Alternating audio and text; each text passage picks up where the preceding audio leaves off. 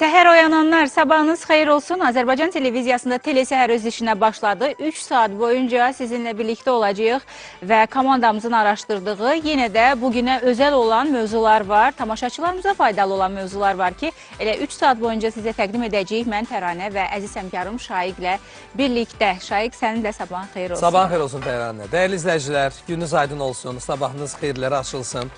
İşlərinizin hər zaman alan da olmasını arzu edirik. Sabah-sabah nə gözəl ki, bir-birimizə belə xoş dualarımızı, arzularımızı çatdırırıq. Əhatəmizdə də hər zaman gözəl insanlar olsun ki, bizdə pozitiv ötürsünlər. Səhər-səhər o bəzən olur da, o qədər belə o negativ, üzdə bir o narahatlıq görəndə mən çox narahat oluram həqiqətən.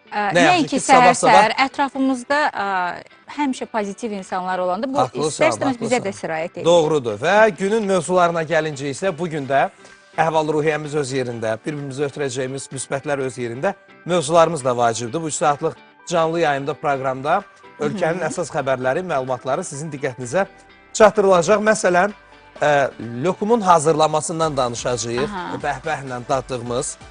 Mən çox sevirəm, danışa-danışa ağzım sulandı. Mən çox sevirəm həqiqətən və bu zavodda olub bizim əməkdaşımız, onun hazırlanma prosesində bizə təqdim edəcək.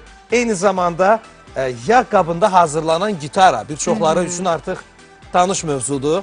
Sosial mediadan da artıq bilirik. Bəli, bu istedadlı oğlan həqiqətən halal olsun, fərqlilik nümayiş etdirdi. Sosial mediada mən düşünürəm ki, belə insanlar üçün yaranmış bir platformadır sanki.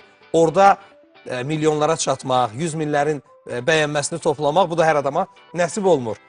Bu istedadlı şəxslə də bizim əməkdaşımız həm söhbət olub, onu daha yaxından tanıyacaqsınız. Eyni zamanda yastığı pəncəlikdən əziyyət çəkənlərlə də bağlı xüsusi bir sujet hazırlamışıq.